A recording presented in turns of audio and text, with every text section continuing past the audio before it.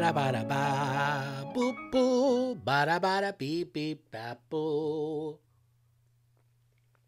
Dooby dooby doo. It's beginning to look a lot like Christmas everywhere you go. We're back in tier 3. All the pubs are closed for me in a country that's gone to shit. Welcome to episode 60 of the Scott Gibson Show. I am Scott Gibson. Who else would be talking to you on this podcast? As always, I hope you're safe and well. I hope if you're listening to this, if my voice, if the sound of my tonsils vibrating are inside your eardrums, I hope you're fucking safe and well, you know? If you're looking at my big head on YouTube, I hope you're safe and well. That's all we can hope for as we hurtle towards Christmas. A time when we remember the true meaning of Christmas, and that's sometimes children are born in stables. It's the true Christmas message, you know? Childbirth has become too easy. It's too westernised, you know.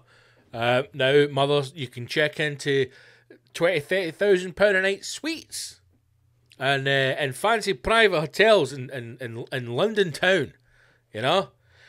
You could fart out away with a butler standing there, you know, taking away, fucking the jet wash him, put it in the finest Baby Gap Gucci attire, you know, and then you fucking enjoy a Michelin star meal while watching Netflix from the comfort of your orthopedic bed. When the fucking our Lord God and Saviour, sweet baby Jesus, born in a stable, for the love of God, a fucking stable, you know. I was watching a programme the other night, comedians in cars getting coffee. I was watching an old one. I was watching the Larry David episode, and he wouldn't even open a bin. He had a napkin that he had to put into a bin, and he wouldn't even open the lid of a bin because he thought it was disgusting. And fucking Jesus is born in a stable. I don't even know if I've ever been in a stable. You know? I don't imagine a stable today as a place for a child to be born, let alone 2,000 years ago. You know, I can only imagine the horrific scenes of a stable back then. Now, listen, I imagine the innkeep in Bethlehem. Again, never been to Bethlehem. I don't think it's changed much since those days. I mean, why fix it? You know, sometimes people like the nostalgia of these things. If I had a hotel that the Son of God was born in, would I change it? Probably not. Probably not. I'd leave it the same way, you know. I'd have family members. I'd have sons and daughters. I'd have my children going, Dad, we need to upgrade this place. You know, we're not getting the trade anymore. There's fucking Airbnbs opening all over Bethlehem. We're just no drawing the punters now. You know, there's new religions. There's different gods. We're getting atheists coming through here. We really need to upgrade the rooms. Going, listen, just trust your old man. The Son of God was born in that stable. Leave it the fucking way it is. Why we've gone down this tangent, I've absolutely no idea. But welcome, episode 60 episodes deep. We find ourselves now in a situation where still the destiny of the country is appears rudderless as we cough and splutter away out of Europe.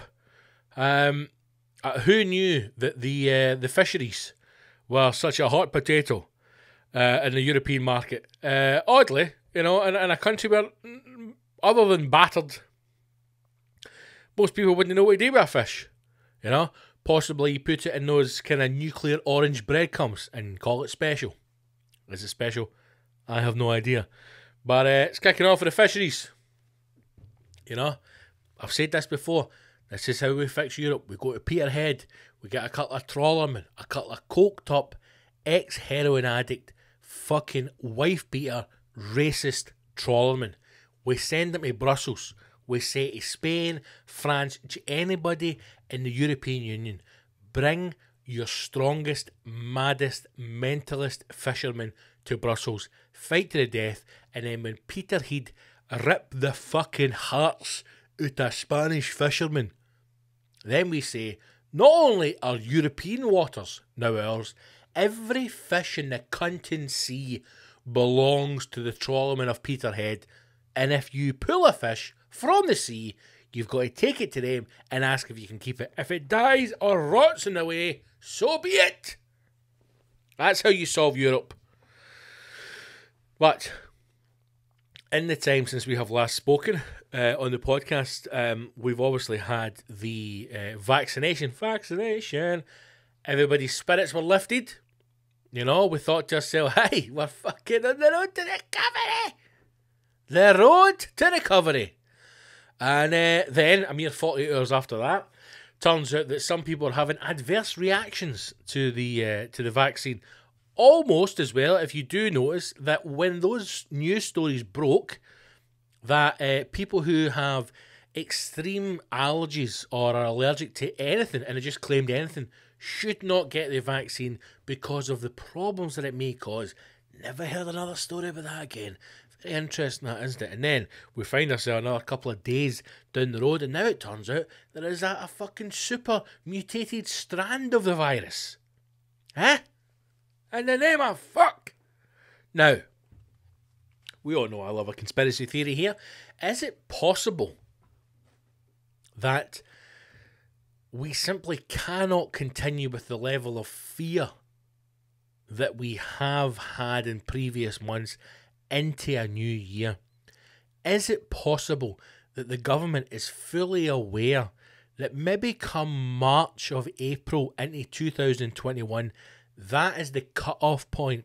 A calendar year is the cut-off point where I imagine most people, and when I say most people, I mean sane people. I mean people like myself who wear a mask, who socially distance, who don't, go to places they shouldn't go to, who don't mix with other households, families. I don't see anyone. I talk to friends over Zoom. People like myself, like you, good people who listen to this podcast. I think the governments came to the realisation that they have until March either to end this or to be very close to ending it. Otherwise, most people will go, I am done. I am done. You've had a year, I am fucking done. And go back to normal. Go back to mixing. Go back to just opening up businesses. Pubs been told they can't open. Too late. We're opening. And that's it.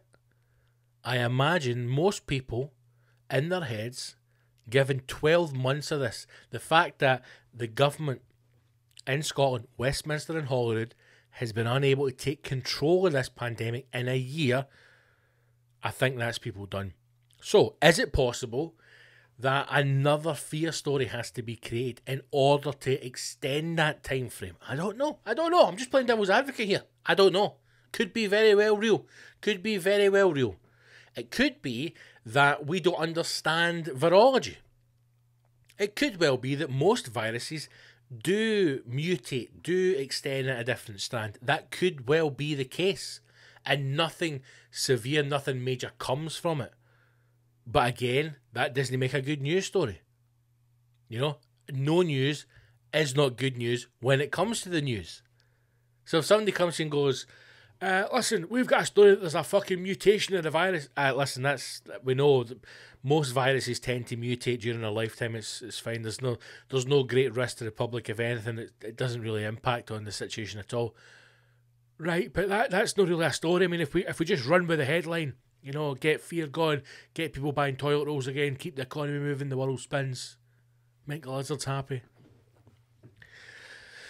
I really don't know what's going on, man. It seems to be a bit of a situation in London as well, and it seems as though the national conversation is switching back to London again, which would be a good thing, because what that would tell us is that we are starting to move back to the old life, to our old normality, because obviously anybody who lives in a city that isn't London in the UK knows that almost 99% of all news covering is London. Effectively, if you don't live in London, you don't really exist, according to the BBC. So now that we are moving the national conversation back towards London and the catastrophic fuck-up that is the tiered system in London is insane. The fact that Glasgow can be locked down, Edinburgh can be locked down, Dundee, Aberdeen, Manchester, cities, but London itself is split into the boroughs. Now you can argue the size of London, the volume of people that are in there, but then surely that is just an argument that supports the fact that the whole city of London should be locked down to the most severe tier. Pretty much, if you're in London, don't leave your fucking house, should be the response. The other day, I don't know if you saw the map, you may have seen it on BBC News, there was some other news outlets as well that's putting it on, and it was showing you the different tiers in which different boroughs will go into. You effectively could go on the tube in London, the underground, and travel through a tier 2 to a tier 4, you know? And I mean, that in itself is fucking mind-blowing. The fact that we are almost a year down the line, and not only are we still talking about this, that we are still dragging this fucking on, man. It's insane. I saw today that there's apparently schools, I believe it was Greenwich, it could be another part of London, they've been told that schools should be closing, and the schools are refusing to close, and that the government have to step in. Holland, the great country of Holland, which if there is a God listening, please just let me live in Amsterdam. Holland, along with Germany, are re-entering a lockdown structure. Germany, I believe, either the most severe lockdown or certainly since their initial lockdown, both of which the very first thing they did was close schools. Holland has closed all schools, Germany has closed their schools. Because the spread of the virus has taken such a dramatic lift over the last couple of weeks. Also, there was data that came out to say that even in London itself, the reason why there could be such a spread in London is because of children. The reason why the rate of infection has increased dramatically in London, they believe, is because of children. Because children can't be controlled. You know, teenagers, they're still getting stuck out the house. They're mixing with different households. They're mixing with, you know, you could mix with 10. If you meet up with 10 of your pals, as you did when you were 14, 15, that's 10 different households. Who knows what in contact in that and what's been spread? Who knows? Holland, Germany, shut down the schools. Us, don't shut down the schools. Keep it going. But shut down a pub or a small independent business. I don't want to keep going. Even when I'm speaking, I can feel myself going, I'm ranting and getting angry about the same stuff, and it's never going to change. How often have we spoke about things in the past in the fucking UK government, and we know it's never going to change? This is never going to change. We are going to be, the United Kingdom is going to be the last country out of lockdown. That's how fucked up our leadership is. We're going to be the first country to introduce the vaccine and the last country to come out of lockdown. I have spent the tail end of last week and again today moving almost, and I should have it in front of me actually here. I have got 4 venues left that we're waiting on a date for. I have had to move January, February, March and April. The first 4 months of next year have had to be moved back, further back into 2021, because venues themselves not only have had no guidance from the government, don't understand or don't know when they'll be able to open. And even if they do open, they don't know when they're going to be in a position to function at full capacity again, or at a level that is able for them to open and for a show to go on. You know, because there's obviously costs involved in these things as well. And this is another thing that's concerning about, you know, my industry, about comedy and about live performance and shows. We've all got to pay VAT, right? So you've got to pay VAT. We pay VAT and everything. We pay VAT on the venues, VAT on your tickets. There'll then be a split on your ticket sales, right? Which is usually 70-30, sometimes it's 80-20. Depends on venue. But you've got a split, so you get a percentage off that. There's obviously a certain percentage that you have to work in as a performer. And if you have gone from a venue that can take 200 to suddenly taking 40, that not only is that not feasible for you to do as a show, it's not feasible for them, because by the time they pay their staff, they're running at a loss. And the longer this goes on, like, for example, I spoke to a venue on Monday, and the conversation was along the lines of, we're happy for it to go ahead at the moment. And this is a gig in April, right? This was a date in April in the diary. And the conversation was that the venue is happy for the date to remain. However, they're unable to put tickets on sale at the moment, and they can't give me a date when the tickets can go on sale. They have been told they won't be allowed back in the theatre till February.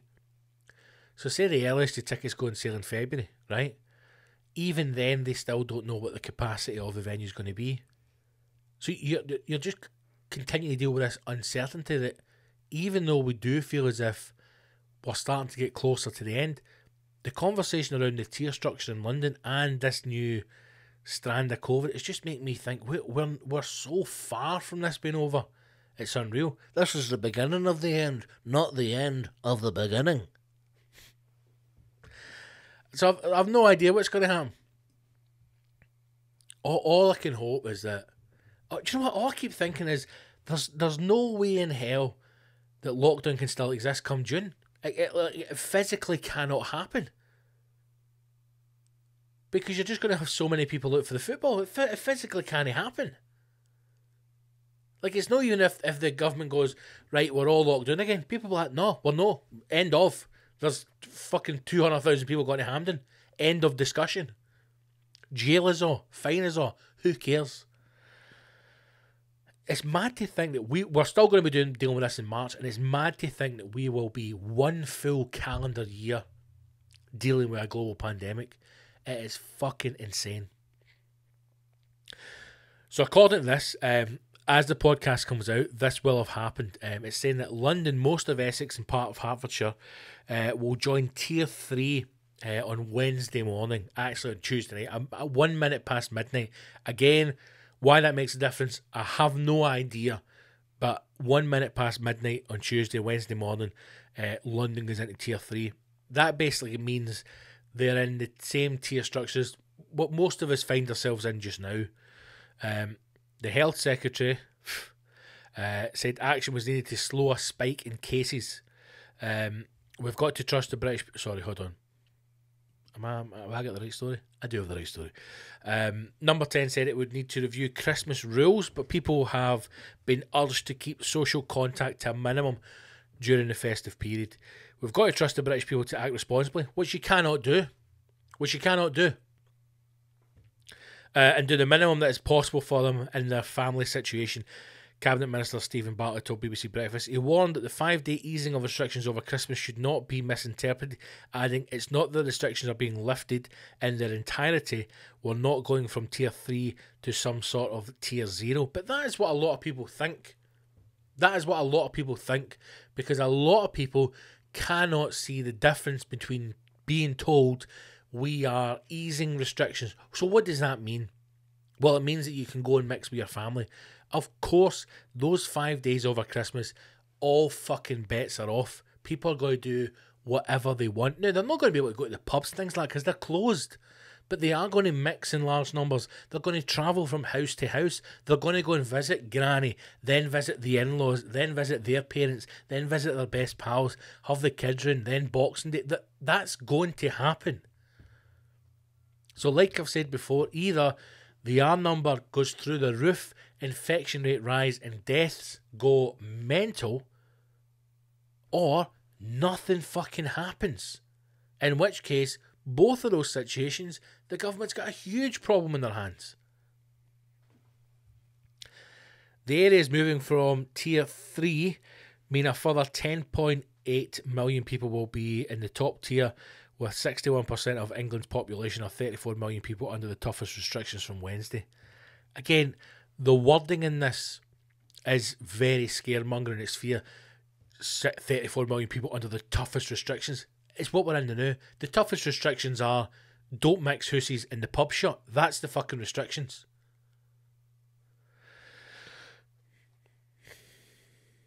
It's just continuing on. And like I said, nothing is being... It feels like nothing's been done, you know? Excuse me. And it's worrying, man. It really is worrying because, I mean, I've talked about it before. I'm struggling, but I'm surviving in the sense I'm getting by, right? I can still pay my rent, and I'm just struggling. I'm just getting by. There are hundreds of thousands of people probably who are not just getting by. I saw a thing the other day. A fucking poor woman, a single mother, had to get into a homeless shelter, and she was documenting the absolute horrific situation she was placed in this homeless shelter with an 8-month-old baby, and desperate to try and get the council to find her a home. And you just think it just becomes another person who, is just a number or who's lost into a system now because she finds herself in a situation where she loses a job because maybe it's a job that can't open or it doesn't need to continue, or it's a business owner that thinks fuck it, right? Every man for themselves, they're on their own. Just this year has been horrendous, man. It's a year I never thought I would ever experience anything like this. It certainly has made me value stuff a lot more, and whether it's because it's Christmas, maybe we're thinking about these things, but I've said it before, man. If I can get through this year, and I can get through this lockdown, and I can get back to work again, back to touring, and back to earning a living, this will be the biggest thing that I've got through ever, man, because it's been fucking brutal. It's been fucking brutal. And as we continue to watch the news and see how things are handled, it just makes me... do you know what? I never thought I'd say this. It actually makes me not want to live in this country anymore. It wasn't until I was watching I watched a thing on Channel 4 News, and it was talking about Germany and how it closed the schools. And then I read an article as well about Holland, like I said a minute ago. I mean, I'd never moved to Germany, but I'm just looking at the way some countries are dealing with this, and the way that some countries handle the situation. Not with strength, not with fear, but they just handle it. They're like, we are the government, we're elected officials, this is the decision, and we're in charge. The infection rate is increasing, the death cases are increasing, we are closing down schools, we are closing down businesses. But then, like Holland and Germany and France and other parts of Europe that are dealing with this a bit more strict, they don't have the same fear-mongering media that we have in this country. So it's just a vicious spread. It's a vicious spread. So it bloody is. God knows what's going to happen. Get London in tier 5. Create a new tier. Lock the fuckers down. If we get to March and we're still in this, it's time for Sturgeon to grow a pair of balls, build a fucking wall, and just go alone. The border is shut. Nothing comes in. Nothing goes out. Anybody's like, but what if we can't get any supplies? We'll live on potato scones and tablet for the next fucking year and a half to become self-efficient. I'm just angry. I'm still pushing gigs back. I worked hard to get that diary in place, and now it's just getting pushed back. Fucking nightmare, man. Fucking nightmare. Like a few of you, I imagine, watched the Joshua fight the weekend. AJ. It was good. It was good. It was. I was going to say it was nice to see. I was going to say it was nice to see somebody get knocked out in obviously a professional sporting context. If I wanted to see somebody get knocked out, I could just go down to Leith Walk on a Saturday evening. But it was good. It was a good fight. The undercard was pretty decent. The fight before the Joshua fight, I don't know the guy's name. I should have remembered his name.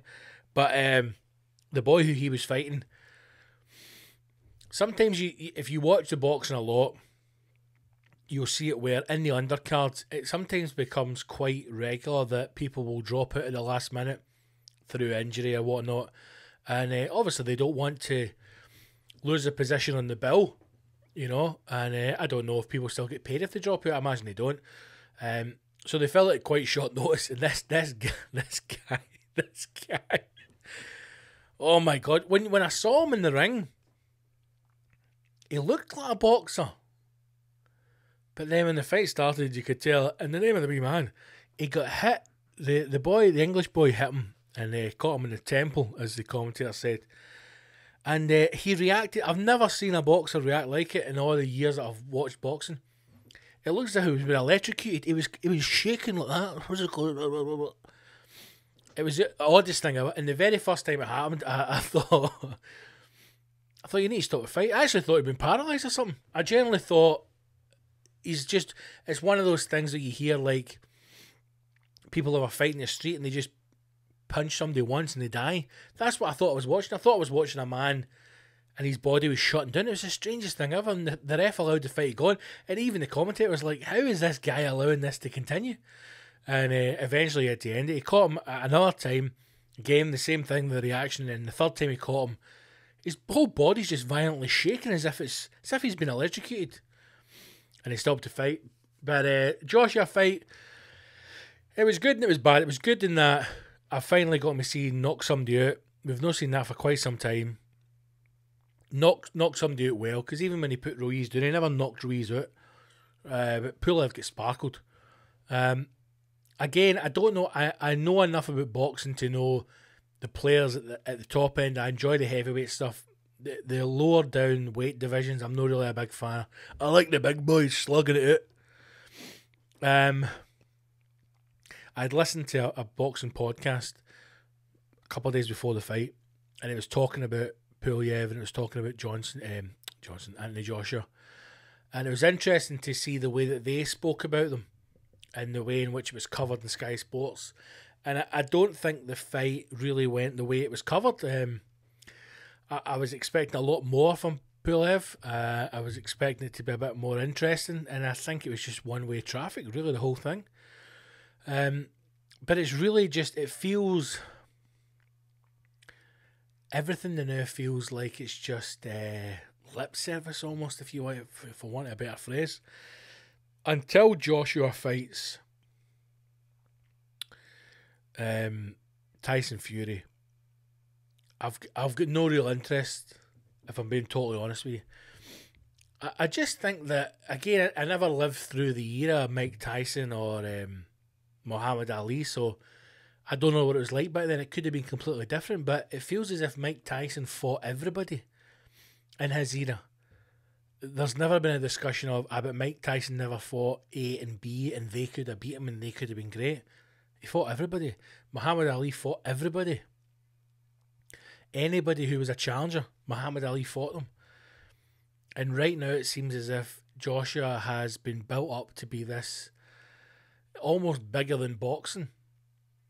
This wonderful advocate for the sport, wonderful speaker, a great role model, and a businessman, a man who makes money at a product. And you have two people in Deontay Wilder, and I know that Tyson Fury destroyed Wilder. The first fight, obviously, his comeback, the famous sitting up in the 12th round, but the second fight, Tyson destroys him, man. Like, literally destroys him. I would still like to see AJ fight Deontay Wilder, but I want to see him fight Tyson Fury. And I don't think Joshua has amassed more money than any man could spend in 10 lifetimes. Anthony Joshua would never need to fight again. Same with Tyson Fury and same with Deontay Wilder. They'd never need to fight again and they could live, a king's life for the rest of their days. But surely there comes a point where your legacy or your worth as a fighter, as an athlete, outweighs that money.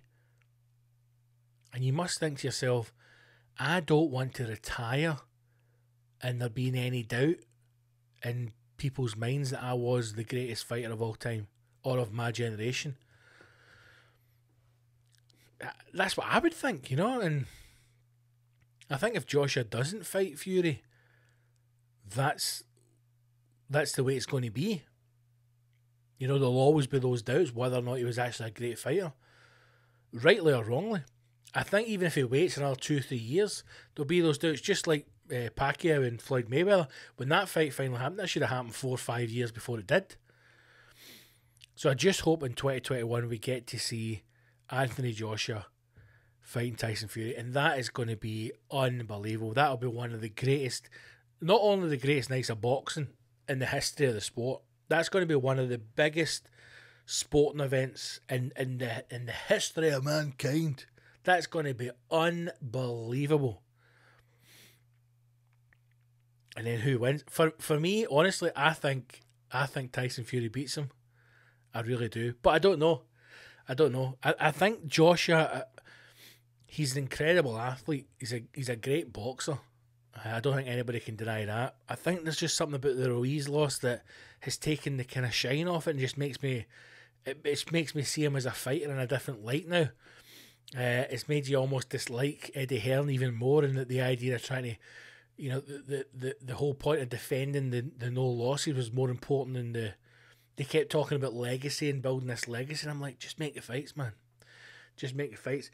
I would like it to happen in the UK. I've got a feeling that would be an Abu Dhabi one because it's just money. You know, at that point, it's just money. And listen, if it means the fight happens in Abu Dhabi, we get to see the fight, I don't care. Just let the fight happen. But hopefully that comes in 2021. Hopefully it comes no later than the summer. You know, the first 6 months. Because then you might get a second one out before the end of the year as well. And hopefully that fight happens soon. But one thing that I did see, speaking of fighting, that came up was this absolute... No, I don't know anything about the guy, right? The guy, he might be... You know, he might be a nice guy. I mean, I generally don't know anything about him. And it's this guy, Jake Paul. Now, I like I said, not only did I not know anything about him, I don't know what he does. I understand he's a YouTube star. Whatever the fuck that means. I've never watched any of his videos. I don't even know what his videos are. I don't know if he's a podcaster, a comedian. I don't know what he is, but I am seeing this name bandied everywhere. Now, he had a fight recently in which he beat somebody, a boxing match, and now it seems as if, and again, a lot of this is just hype and promo and get your name out there and get people talking, but it seems as if now he's called out Floyd Mayweather, and he's also called out Conor McGregor, and you may have seen this, and the difference is Floyd Mayweather, I think, would definitely want to have the fight because he just wants money, but I think you're dicing with death taking on Conor McGregor, because I think Conor McGregor would just turn up at your front door and break your jaw. But the headline reads, Jake Paul calls out Conor McGregor and insults his fiancée during bizarre $50 million fight offer. I mean, just look at that picture. Anybody who has those kind of glasses that fold up like that, you would not tire a punch in that mouth. He just looks like a wee dick, you know, he looks like a total wee dick. And again, a very odd story. I don't know if it's just a guy who has got a death wish, but to call it one of the most dangerous people in MMA and Conor McGregor is insane. The article here is saying that the YouTuber is desperately trying to arrange a fight with Conor McGregor following his knockout win over ex-NBA player Nate Robinson last month. 23-year-old took to social media to call out the Irishman and offered him a whopping $50 million to step inside the ring with him. But Nate Diaz, also the UFC, has told Paul to stay in his lane and keep his mouth shut. On Twitter, the fellow UFC star, this is Nate Diaz, Jake Paul, you need your arse beat for free, you spoiled fuck. Yes! This is the difference between calling out people who are in the UFC as opposed to like ex-NBA players or ex-professional boxers, because these guys are no mess about. So let me read that again. Nate Diaz responds with, Jake Paul, you need your ass beat. Ass, obviously. For free, you spoiled fuck. You can't really fight, dumb shit. You're going to end up with your ass whipped for real. Somewhere talking like that. I mean, Nate Diaz is obviously not known for his conversations. The warning was issued after Paul made derogatory comments about McGregor's fiancée, Dee Devlin.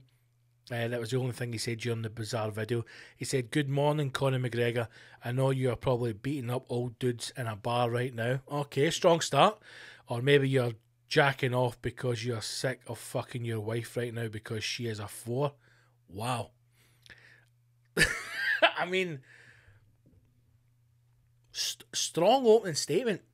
You know, strong opening statement. He goes on to say, Conor, you should do a lot better, but happy Monday. My team sent you a $50 million offer this morning. $50 million cash, proof of funds, the biggest fight offer you've ever been offered. You are scared to fight me, Conor. You are ducking me because you don't want to lose to a fucking YouTuber. You are a 0-1 as a boxer. I'm 2-0 as a boxer. I just came off the 8th biggest pay-per-view event in history, but you want to fight Dustin Prober, who has less followers than on Instagram than my fucking dog. That's a fact. In the same video, Paul turns his attention to UFC president Dana White. Dana White, you're a fucking pussy too, you ugly fucking bald bitch. This wee guy needs help, man. This guy's mentally ill. This is nothing about him becoming a boxer. This is a cry for help. This is a man who's clearly on the brink of a complete nervous breakdown.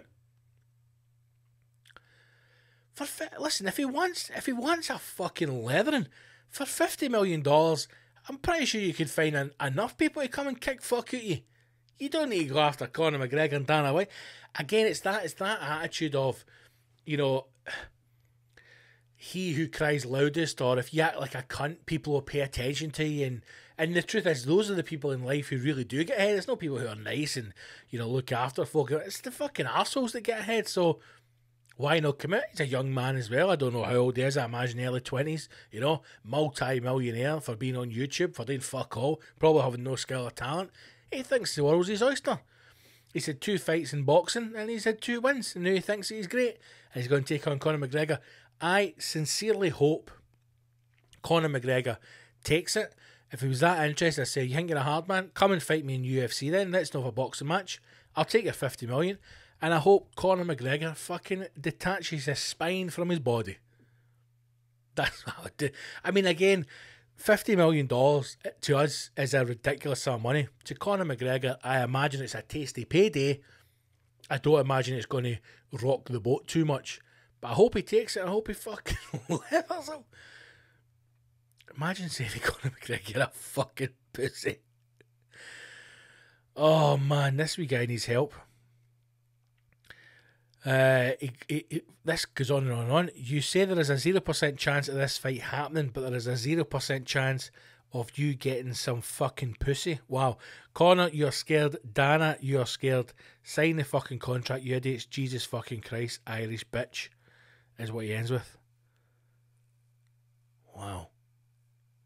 I mean, that is escalated. I did not think it would go the way it is. It appears to be in the video that he's sitting in some kind of Lamborghini sports car with a cigar and a glass of whiskey, I think. Again, this young gentleman needs help. There are a few... I mean, the thing now is, because these people have so much money, they live in a world where you're almost conditioned to believe that if you have enough money, anything really can happen. And it seems as if this Jake Paul character, because he has a character, right? He just wants to be famous. He just wants to be, you know, in everybody's mind. Everyone to know his name. Everybody be speaking about him.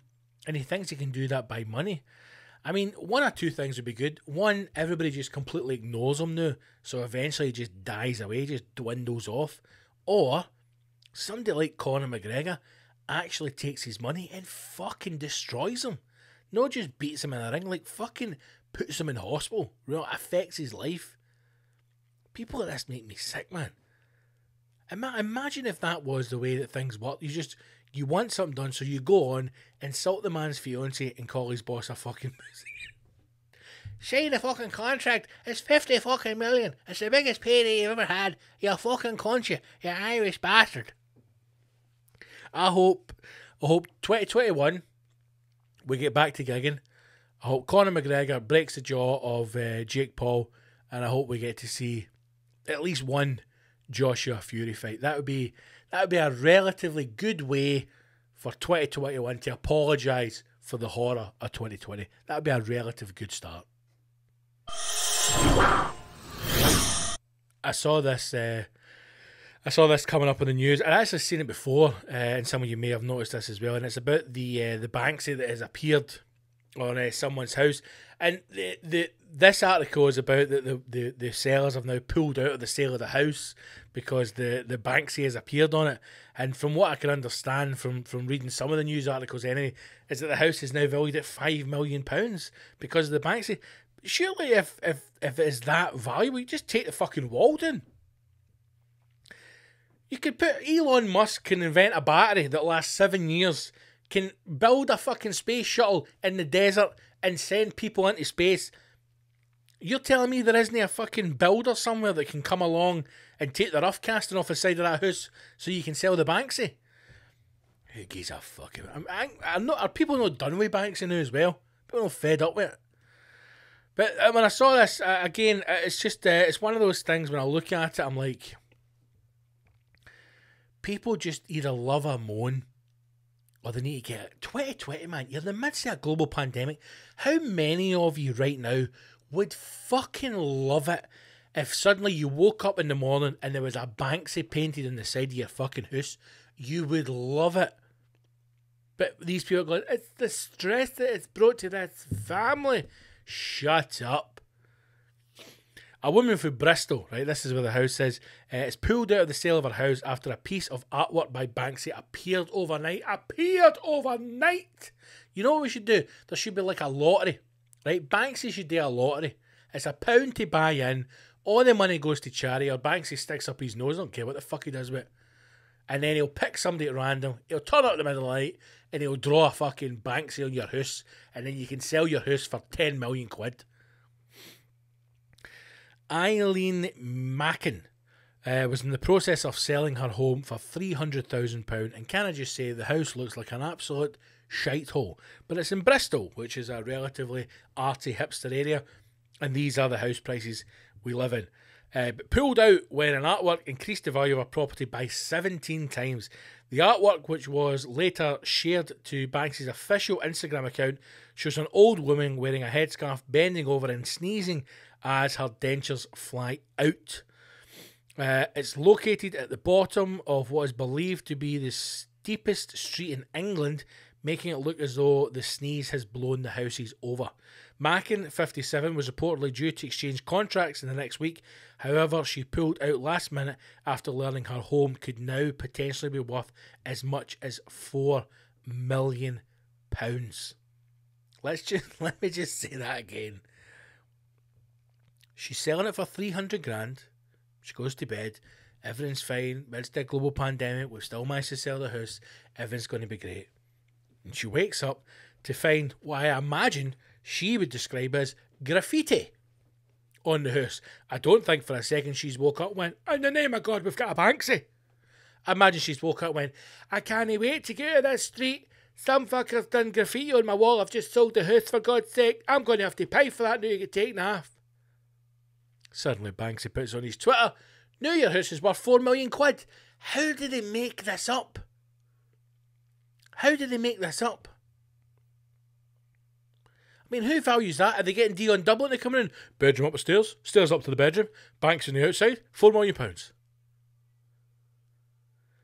Street art pieces are now sold with authentication by Pest Control, Banksy's authentication body.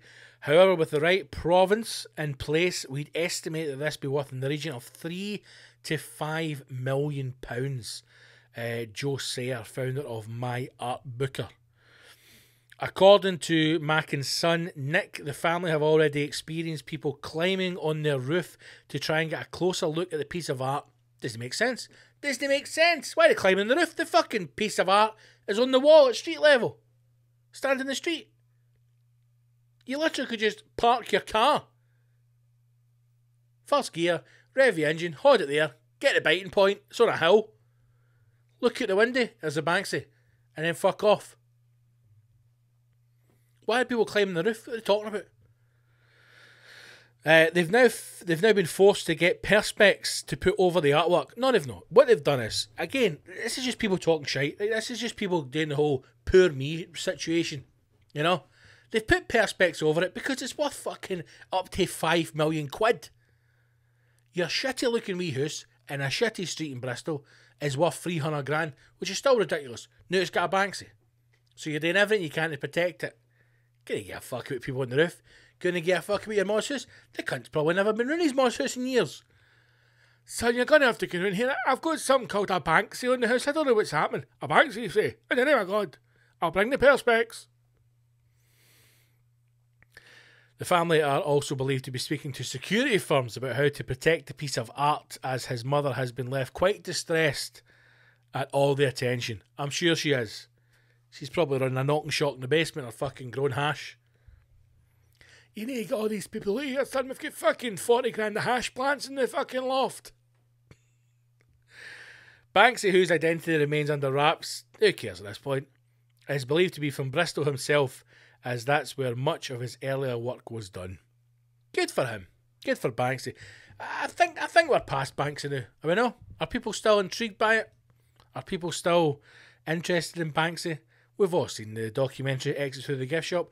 Some of the stuff is good, you know. Some of the stuff is kind of shite, you know. But again, it's like, it's what you think is art. You know, I'm looking at this now, and is that worth $5 million? I wouldn't say it is. But then I am not in the art world. Nor am I in the art game. You know, I like what I like. Who was it? Was it God, I can't remember his name now. Gavin Webster. I said, you know, a fan of art. He enjoys the picture of the dog playing snooker. That's my kind of art. You know. It would be nice though if you were going to sell your house and something happened. You discovered something, and suddenly the value goes astronomical. But then who's going to pay £5 million for a shitty house in Bristol? Maybe if you had that kind of money, you'd pay $5 million and knock the house down. That's probably likely what's going to happen. Pay the $5 million, knock the house down, bring the full wall, and then take the wall off to, you know, whatever art gallery in fucking Soho or LA or Singapore or wherever it's going to go. Bulldozer the house. That's probably what somebody will do. Imagine going to sleep, wake up, Jesus Christ, Hen, we've got a Banksy, we're rich. Turns out it's actually just his boy. Imagine it turns out she was Banksy. In the name of God, the mystery. Here's the thing as well. See, even if they came out, remember they were saying that Neil Buchanan for Art Attack was Banksy. See if they did come out now and go, listen, here's Banksy. He's real. This is him. He's got to do an interview and tell you. Who cares? I'd be like, oh, right, it's him. And what? It's like when the Stig took his helmet off in Top Gear. Who cares? You know? He gives a fuck. Good for him. On yourself, Banksy. Lovely stuff. I mean, it would be nice to be kind of a Banks in the house. You know, only because you could then sell it and make a fortune. It'd be like finding Nazi gold or something like that in your loft, you know? Or a rare book. You'd be like, Jesus Christ, we're fucking loaded. Cancel the sale. Imagine being the person who was going to buy that house. You know? Imagine being that person who was going to buy that house. If you just got in there a month or two earlier, you could have been sitting with a fucking Banksy on your wall. You'd be devastated. Also, the other way, if you just sold, imagine you just sold it, gave them the keys on the Monday, all the best now, look after it, it's been a great house to us, and then on the Friday they wake up with a Banksy. You would be fucking raging. But now it's just an old woman left to go mental and enjoy her Banksy in peace. Good luck to you, Hen. I hope you get $5 million for it. And just before the sale goes through, I imagine Banksy will turn up and spray paint it in red paint. But they've got the perspex in the private security firm. Also a dodgy road to go down if you get the private security firm in, because you might turn up one day and find out that they've fucked off and so has the gable end of your house. But you never know. It's a chance you take. It's a chance you take with fine art. It's the chance you take. Right, team. Odd episode for me anyway, episode 60. Thank you very much for listening. This one has been kind of split up as I've been recording this throughout the day as life has got in the way. So it's been an odd one to kind of switch in and out of podcasting mode. So apologies if this one has felt a little bit kind of stop-starty. It's because that's exactly what it has been. But thank you to everyone who's listening. As always, if you're not on the Patreon, sign up, become part of the Patreon. Best way to support the show, only way to access every single episode, including the extras and all the special content. Do that at patreon.com/Big Scott Gibson. 86 pence a week, man. It's fucking pennies. Get on there, get involved. And treat yourself this Christmas. You could be that week between Christmas and New Year, you could sit and listen to all the Patreon episodes and thoroughly enjoy yourself. So do that. Right, let's finish up with another wee news story. When I saw this, I thought this is going to be an absolute beauty. I took a note of it, and I thought we have to speak about that on the show. And the headline is, it's one of those headlines that's very simple, very beautiful, and it gives you a picture of what we're about to discuss. And the headline is this: Woman jumps into ocean to rescue beer kegs during dramatic flooding in Australia. Now, look at the picture. That is a woman clearly in a dress rescuing 2 kegs of beer from what looks like flood water. If that woman did not emerge from the sea like the god of water herself and receive at least 50 proposals on the spot, there is no love left in the world. I imagine there was a line of hot, red-blooded Australians going, "That's the very shiner for me." That's a terrible Australian accent. Woman jumps into the ocean to rescue beer kegs during dramatic flooding in Australia. Some things in life are just worth fighting for. What an opening line that is. Whether it's a job, a relationship, or in the case of one Australian woman, beer kegs. Beaches along the Golden Coast in Queensland were likened to bubble baths as wild seas and strong winds covered the sands in thick blankets of foam, with piles reaching more than a metre high in some areas. Yesterday morning, December 14th, high tide swept across the car park of the Caribbean Beach Vikings Surf Life Savings Club. What a name for a pub that is. The Caribbean Beach Viking Surf Life Saving Club. Sending staff members and passers-by scrambling to secure loose items, including beer kegs. Footage shows a woman jumping out of the water to rescue the precious containers. This is mental. The video, which I'll post on the socials, is a huge wave of water basically crashing over like a kind of concrete bank, which I believe would be the beachfront, rushing up a set of stairs. And this hero, because that's what she is, she's a hero. Not all heroes wear capes. Has rescued one of the most precious things in Australian life, lager. The article goes on to say, braving the wild waters, the woman waded through the waves to grab the 2 metal kegs and carry them back to dry land. The new local heroine told 7 News, "There's nothing like the ocean," adding, "It's pretty spectacular." What a legend. The unusual foam-filled beaches have attracted dozens of tourists and ocean photographers who have come to play in the foam and take pictures of the bizarre sight. Though it has also proved dangerous, a number of dogs have also become lost from wandering into the thick substance. The foam was expected to wash away the high tide and move back out to sea. The worst of the weather is thought to have passed in Queensland. That is insane, man. The picture of her just wading out into the ocean. Imagine that your first thought on seeing just kegs wash away. I'm just imagining like a couple of old. The woman, she's not a young woman, right? She's built a big shit house, but she's got a woman's body, a fuller figure, right? No fat, a shapely figure. Let's say that. But she looks like the type of woman that works in a man's boozer. She doesn't look like the type of woman who works in, it doesn't look as if they've got a cocktail menu in this bar. Let's put it that way, right? That should give you an idea, an image of the establishment we're dealing with here. There is not a cocktail menu in this bar. There is a fair selection of pies available, hot or cold, and some hard lager and liquor. That's it. She's probably watching the waves come in, like, it's getting bloody high here, Jay. Fucking did me too. Some old guy's like, Sandra, the fucking kegs. She's like, in the name of fuck Franco. And a big foamy wave comes in, and 2 kegs just wash out. She doesn't stalk. She doesn't even think of her own safety. She leaps. You know? Something inside her that tells her, you can do this. Throws herself into the dangerous, thick, foamy sea water to rescue 2 kegs, man. No one keg. 2 kegs. I've got 2 hands in her. 2 kegs.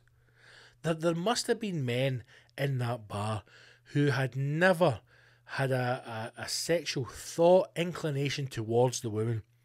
And when she emerged from that soapy sea water, drenched head to toe, with a keg in either hand, they must have thought, she's a goddess. I've never seen you this way before, Sandra, but now that I see you soaking wet through, carrying 2 big kegs, will you marry me? Thankfully, safe and sound, the woman, and I believe the kegs are up and running and everything is tickety-boo. Good old Aussies. Good old Aussies. Always rely on them to be a little bit mental. Imagine just jumping in the water to rescue 2 kegs. That's fucking madness. Right, let's wrap this one up, man. Episode 6 in the bag. Thanks again to everybody who listens. Remember, share the episodes. We've got the quiz. Right, we've got the quiz coming up December 23rd. Doing a big Christmas quiz on Facebook. Scott Gibson Comedy is the Facebook page. Kick off at 8:30. It's a 2-hour special Christmas themed quiz. We've been doing these quizzes now since April, all the way through lockdown. December 23rd is going to be a big Christmas special. Hopefully try to do a bit of money, raising some money as well, because the tour manager has got to go into the vets to get an operation in his gum and to get his teeth out at the start of the year, and it's going to cost a disgusting amount of money. So join in with the quiz on the 23rd of December, live on Facebook, and should be a good laugh. We'll have some fun. We'll do a quiz. We'll do some Christmas stuff, and you'll also have a chance to help out the wee man get his teeth done. So that's it. As always, thanks for listening. Please do share the show, like it, subscribe, leave a review on iTunes if you're interested in that kind of thing. And I will speak to you all next week. Stay safe, look after yourself, find out what tier you're in, don't be a dafty, put a mask on, wash your hands and your arsehole. And for the love of God, hopefully I'll see you on the battlefield soon. Take care, team. Thanks for listening.